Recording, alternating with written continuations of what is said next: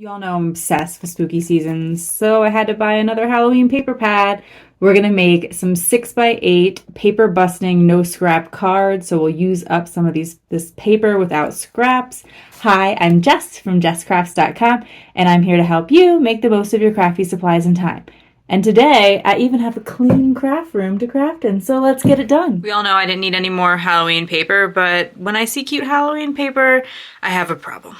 You can, leave me like a little jack-o'-lantern emoji or something if you understand. And even if Halloween's not your weakness, I bet you there's some of you who have more Christmas paper than you know what to do with it as well. So, Park Lane Boo, this is available at JoAnn Fabrics and Crafts. You can get it online and in store. I know sometimes people like to see ideas for paper that is easier to pick up in store. They don't make a lot of online purchases, etc. And I've heard from a couple people they have this. I did show it in a live recently, so we could have picked between this and another paper pad from Park Lane. Boo did not win for the live, so I'm going to still do a video on it for those of you who did like it. A new 6x8 paper busting template for number 19. But you can download that for free. It's the first link in the video description. And today we are going to cut 2 pieces of paper for this template at one time because, like we said, we have too much Halloween paper. So I really need to get cracking on make some more Halloween cards. So let's see if we could just double our production speed today. You have to cut this little like branding strip type thing. It's not, or like, I don't know, that's how they hang the paper. It does make the paper a little bit shorter than 1/8 of an inch, than 8 inches. It makes it about 1/8 of an inch shorter. So something to keep in mind. And then we're gonna cut it to 3x6. And then we're gonna cut those in half again. So we have some 3x3 squares, and since I carefully held everything together, we did it with 2 sheets of paper at the same time.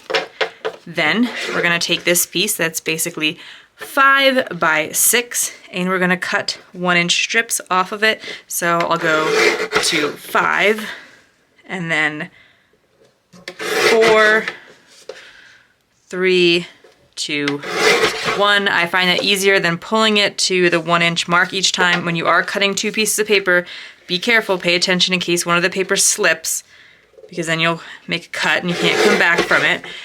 You may find it faster to cut the sheets individually if you have trouble keeping them kind of together like that. But now I have all those strips. And then I'm gonna do the same thing with my cardstock. So I have a piece of 8.5 by 11 cardstock. I like to make my mats 1/4 inch bigger. That's what it calls for on all of my templates. So this is 1x5, and so I need 1¼ by 5¼ So I've cut this to 5¼ I will cut another sheet to 5¼ and have that little strip left. We'll turn this into foam tape probably. Okay, obviously not actual foam tape because it's cardstock, but we'll talk about that if you don't know what I'm saying.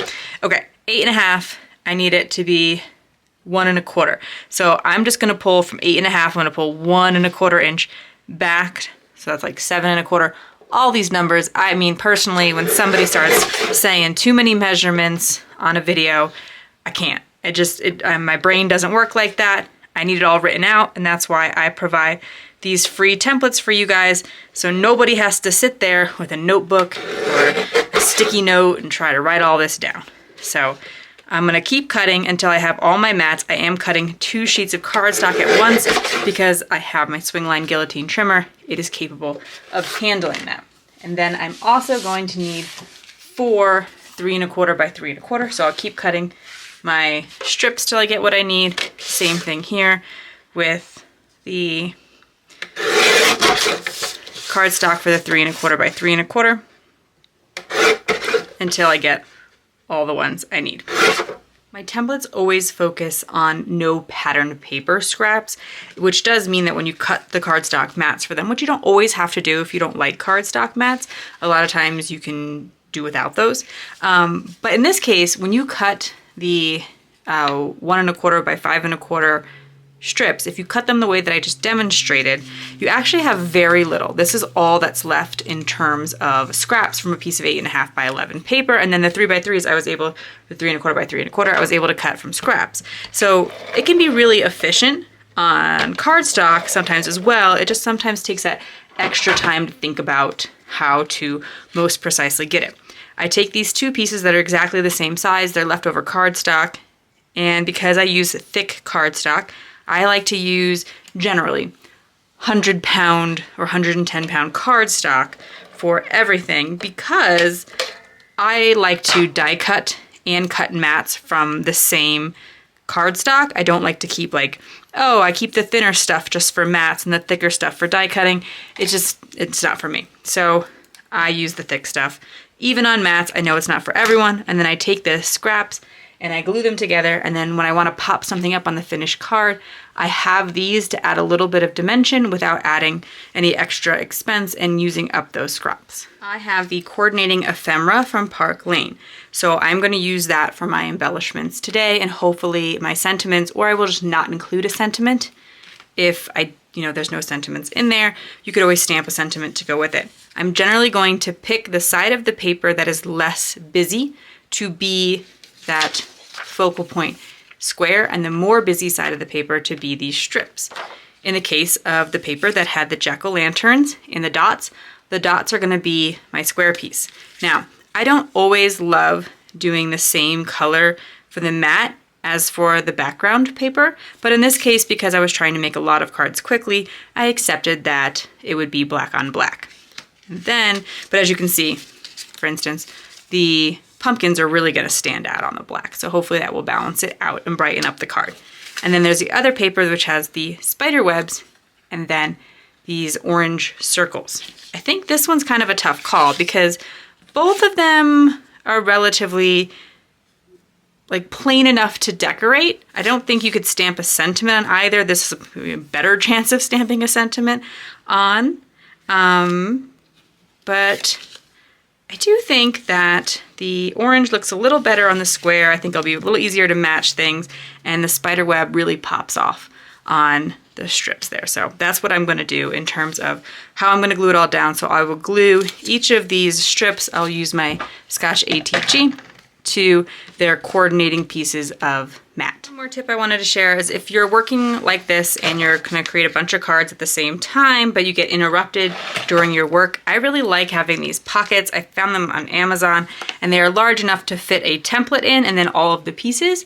So if I were going to have to like temporarily clean up to work on a different project, or if you like craft on your dining room table, being able to take all of your pieces and just toss them right in here and then close it up. You don't have to worry about it. Can be quite helpful. I also really like these when I'm working like with a lot of papers at once, but even on a small project, it could be helpful. In an effort to speed things up, I've assembled it just as shown in the sketch. So, I gave all those measurements.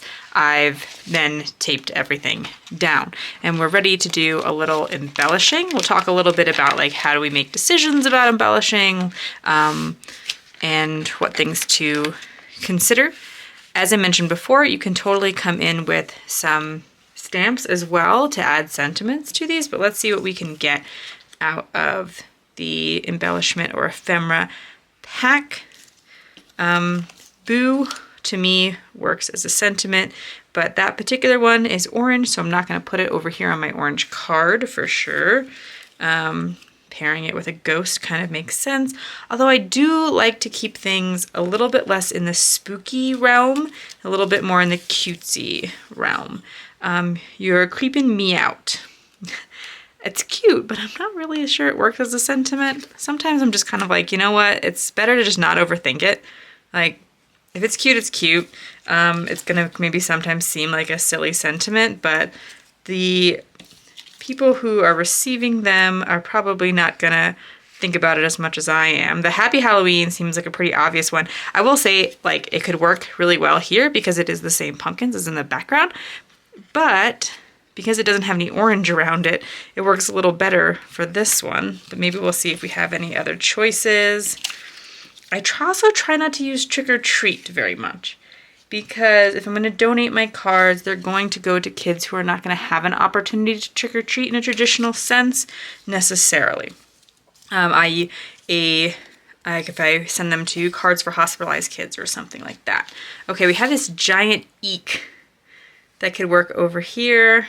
It's just kind of an awkward size, but okay. And then I would probably normally pair that with a spider. especially with the spider webs in the background, but I don't think we get a spider. I think we just get a spider web. Maybe a bat. There we go. Okay, and then we could bring our pumpkins over here.